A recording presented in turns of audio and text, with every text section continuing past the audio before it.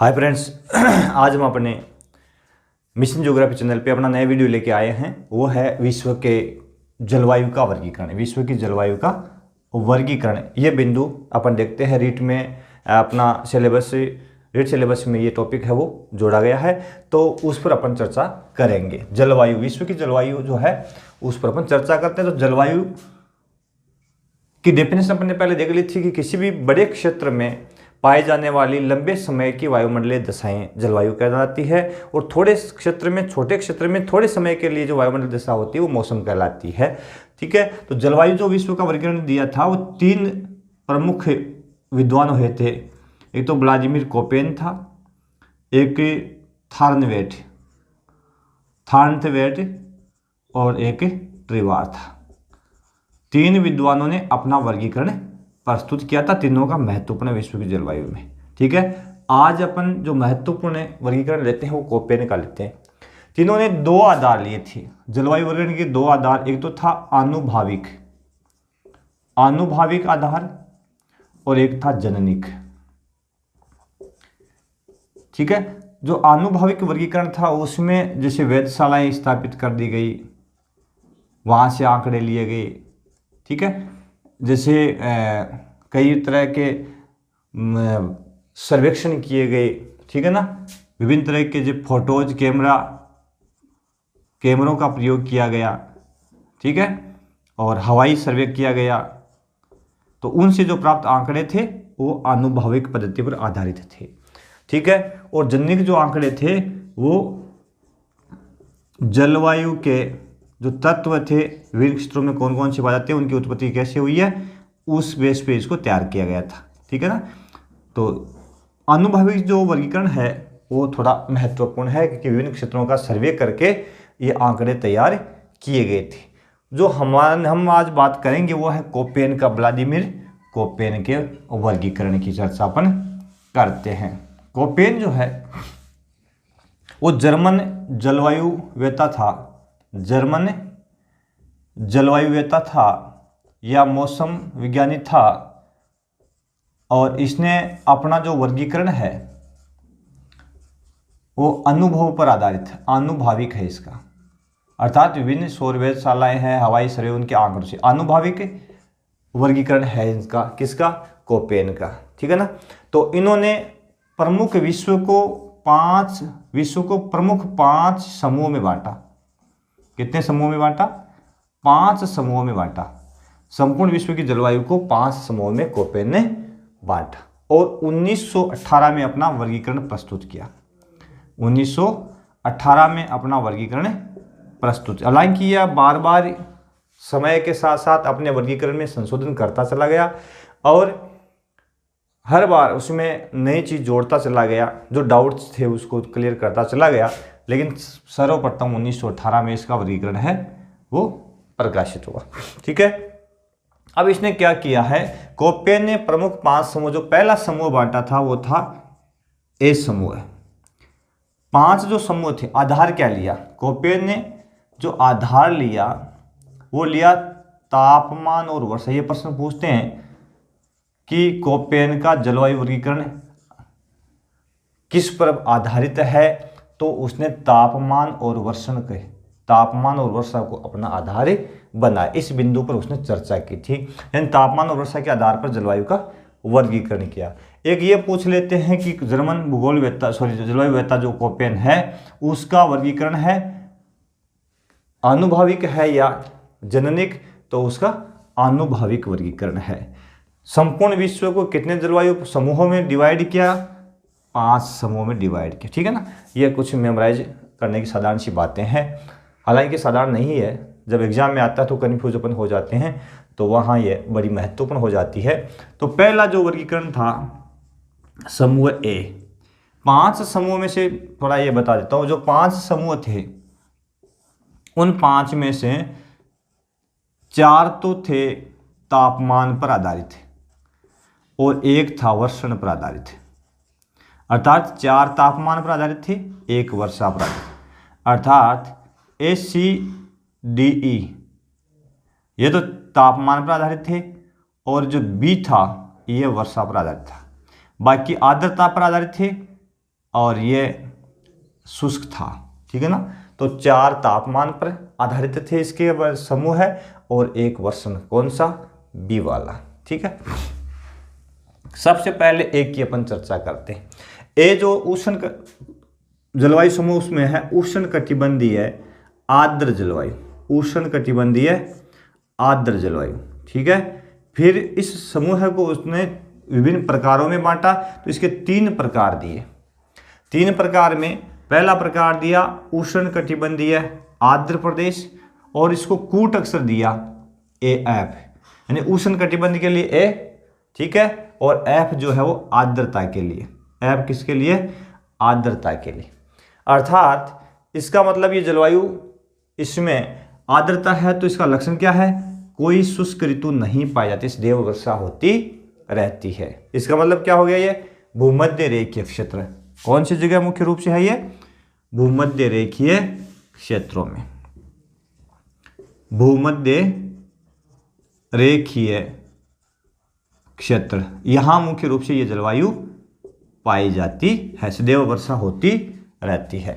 दूसरा प्रकार जो है एक का उष्ण कटिबंध, दूसरा जो प्रकार है वो है उष्ण कटिबंधीय मानसून। तो ये मानसून पर आधारित जलवायु वर्गीकरण है, तो इसको AM से व्यक्त किया। ए तो हो गया उष्ण कटिबंध के लिए, मानसून के लिए M कूट अक्षर उसने काम में लिया, ठीक है ना। तो उष्ण कटिबंधीय मानसून में क्या लिखा है कि ये मानसून जलवायु होती है और उसमें लघु शुष्क ऋतु होती है। तो ये जो मानसूनी जलवायु कहाँ पाई जाती है, तो अपने प्रायद्वीपीय भारत, ठीक है ना, और पूर्वी ऑस्ट्रेलिया, ठीक है, ऑस्ट्रेलिया, ठीक है ना, और अपना ये हो गया पूर्वी दक्षिणी अमेरिका, पूर्वी दक्षिणी अमेरिका, ये 3 भागों में मुख्य रूप से मानसूनी जलवायु पाई जाती है, पूर्वी दक्षिणी अमेरिका, ठीक है ना। तो यहाँ मानसून जलवायु पाई जाती है। तीसरा जो वर्गीकरण है इसका प्रकार जो है उष्ण कटिबंधीय का, वो है उष्ण कटिबंधीय आर्द्र व शुष्क जलवायु, ठीक है ना। इसको इसने AW से व्यक्त किया, W आर्द्र व शुष्क के लिए इसने संकेताक्षर या कूट अक्षर दिया। और इसमें क्या होता है कि जाड़े की शुष्क ऋतु, अर्थात सर्दियों में वर्षा नहीं होती है, जाड़े की शुष्क ऋतु होती है। तो ये प्रदेश जो है पहली वाली जो AF है उसके पड़ोसी क्षेत्र, AF जो भूमध्य रेखीय क्षेत्र है उसके पड़ोसी क्षेत्रों में मुख्य रूप से ये जलवायु पाई जाती है, ठीक है ना। दूसरा वर्गीकरण, दूसरा जो प्रदेश समूह इन्होंने बांटा उसको नाम दिया B। साथियों ये जो B बिंदु है वो किस पर है, वर्षण पर आधारित है, ठीक है।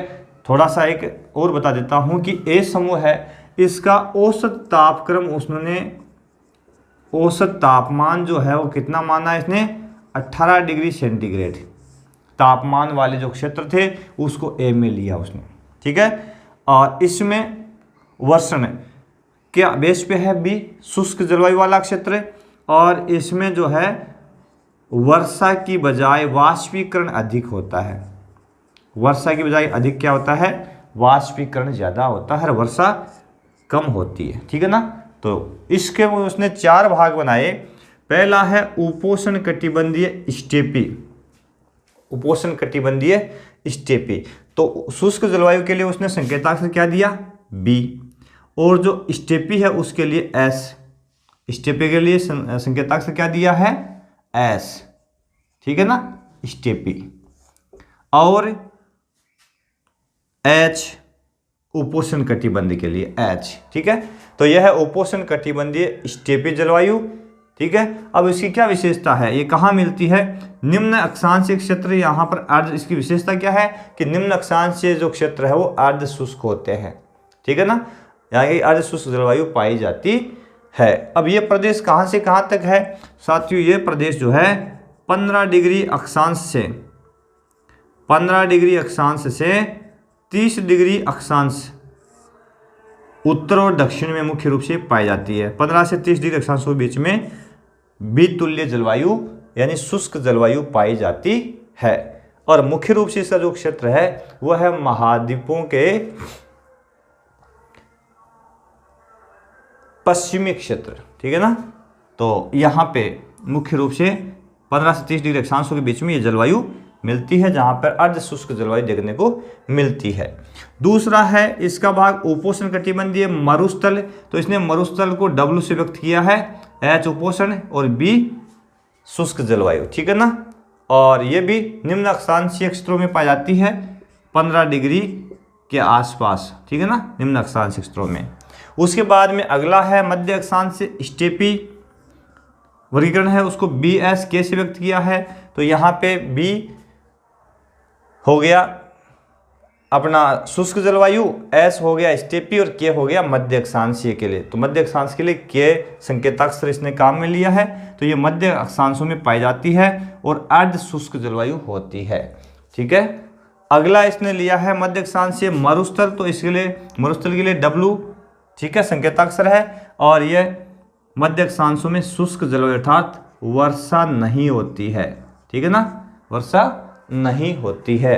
तो ये कौन से भाग हुए शुष्क वाले? मुख्य रूप से मध्य अक्षांशों में महाद्वीपों के जो पश्चिमी जो किनारे होते हैं वहाँ पे वर्षा नहीं होती, मरुस्थलीय जलवायु पाई जाती है।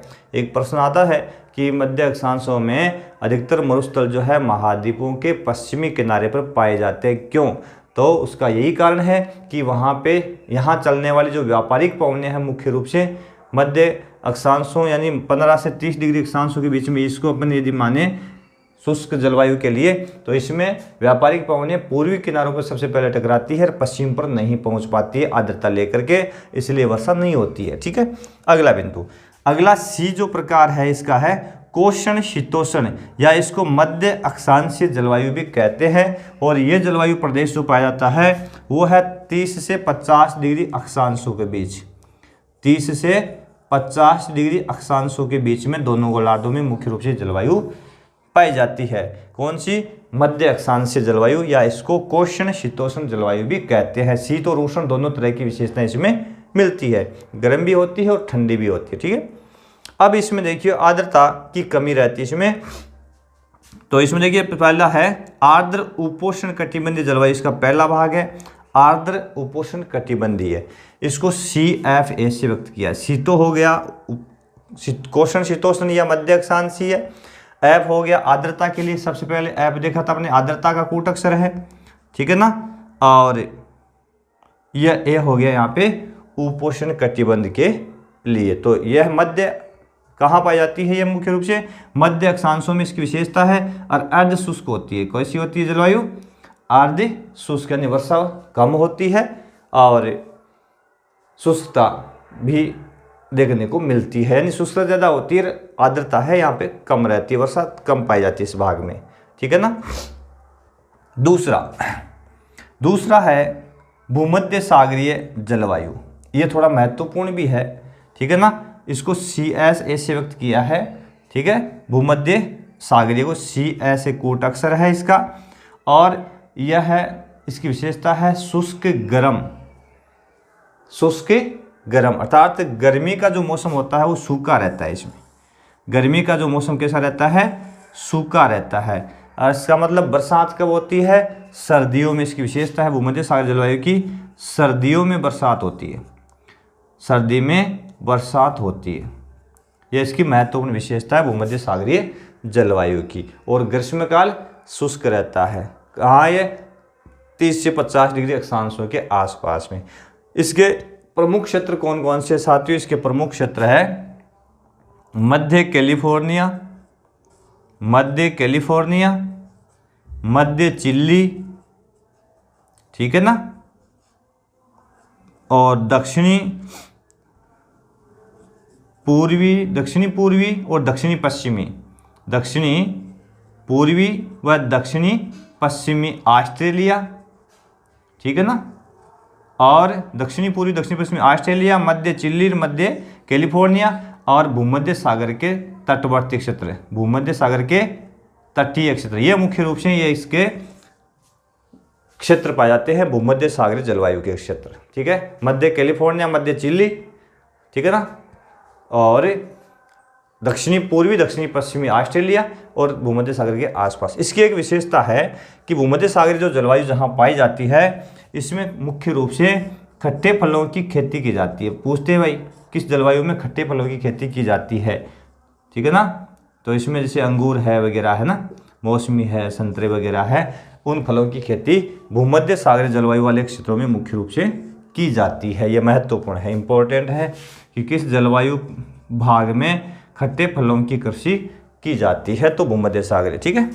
अगला है समुद्री पश्चिमी तटीय भाग, इसका समुद्र का पश्चिमी किनारा है ना, समुद्री पश्चिमी तटीय, तो इसको CFB से व्यक्त किया है। और यह है शुष्क नहीं, यानी इस भाग में शुष्कता नहीं पाई जाती, ठीक है ना, और शीतल ग्रीष्म ऋतु रहती है, ठंडी ग्रीष्म ऋतु रहती है। इसके मतलब 50 डिग्री अक्षांश के आसपास वाला भाग हो जाता है ये।